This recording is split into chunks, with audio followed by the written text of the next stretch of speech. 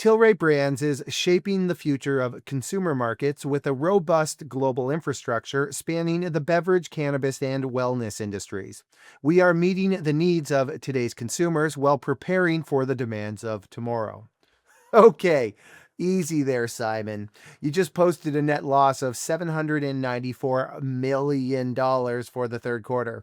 The only thing robust about Tilray is the continued losses in investor portfolios. It's almost like every time a CEO goes on a long soliloquy at the onset of an earnings release about how great they are, it means it was a terrible quarter. And in that regard, Irwin Simon over at Tilray again delivered in Q3. Let's dive in. Despite the commentary from their CEO, Tilray in the third quarter saw their revenue decline on a year-over-year basis, going from $188 million to $186. While hardly a rounding error in terms of year-over-year performance, it's hardly the robust operation that the CEO makes it out to be.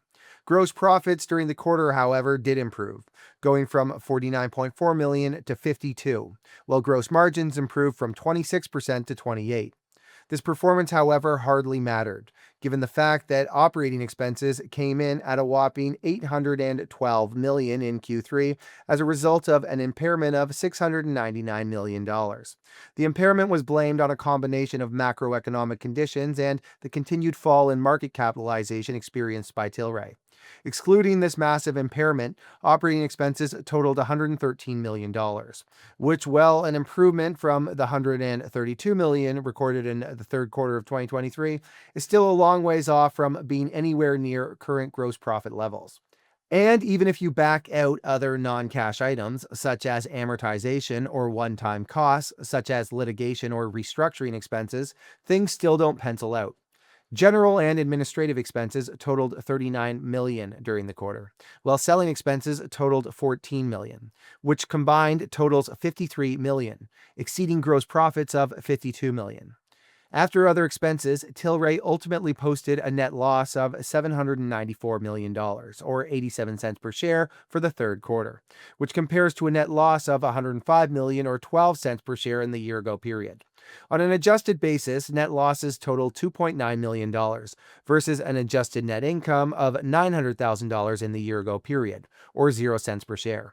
Adjusted EBITDA, meanwhile, came in at $9 million versus $10.2 million in the third quarter of last year. Tilray finished the quarter with $248 million in cash and marketable securities, which follows the company reducing their debt by $71 million during the quarter. Net debt to trailing 12 months EBITDA is now said to be below 1 times, which the company felt the need to highlight multiple times within the associated news release. Let's turn the discussion to the segments here. As any follower of Tilray knows, the company segments their operations into 4 loosely related categories: beverage alcohol, cannabis, distribution, and wellness. Q3 saw the distribution segment record the largest amount of revenue at $62 million, which was an improvement from the $57 million reported in the year-ago period. However, as always, this is the lowest margin segment, with margins dropping from 10% to 9% in the current quarter. Basically, the distribution segment continues to serve as a means of goosing top-line revenue figures without really contributing anything to the bottom line. Next up was beverage alcohol, which saw revenue grow marginally year over year, going from $55 million to $56, with revenue said to have increased despite a $6 million impact from a SKU rationalization effort, which really means that they cut out poor-performing products. Margins did improve, however, moving from 34% last year to 36% this year. Cannabis net revenue, once the basis of Tilray and its predecessor's entire operation, saw revenues continue to sink. Revenues fell from $63 million to $54. Tilray has continued to slash away at this segment of their operation, with the company ending their involvement in the vape and infused pre-roll business while redirecting certain of their Canadian product to international markets. All told, the changes are said to have reduced revenue by $7.2 million for the segment. However, margins improved from 33% to 41%. Finally, wellness revenues came in at $14.1 million in the third quarter, after an improvement from $13.4 million last year. Gross margins also improved here, going from 30% to 32%. And yet, things still get worse for Tilray investors. The company was forced to cut guidance. Prior guidance for net revenues in the area of 950 million to 1 billion has now been reduced to a range of 850 to 900 million, which is a fairly substantial cut. And while it still signifies growth over 2024's net revenue of 789 million, it's still not near the growth that was forecasted for 2025. On top of that, Tilray is still trying to cut costs. Their cost rationalization plan, which was named Project 420 because evidently the guys running it are 12, has been expanded to cut annual costs by $33 million, of which 20.6 million has been completed to date.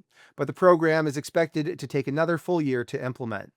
Tilray is also trying to pitch THC drinks as the next big thing, which isn't exactly an original idea in the space at this point, but at the same time highlighted that the segment has seen just $1.4 million in sales year to date, despite the product being offered across a whopping 10 states at over 1,000 points of distribution.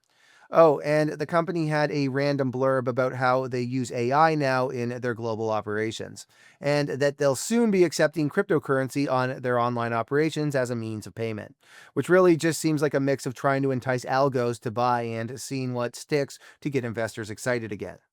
Okay, so let's wrap things up here. I was talking to a friend the other day about the cannabis sector, and he said something that seemed rather on point. Years ago, when cannabis was booming, no one in the industry wanted to be associated with a gold deal.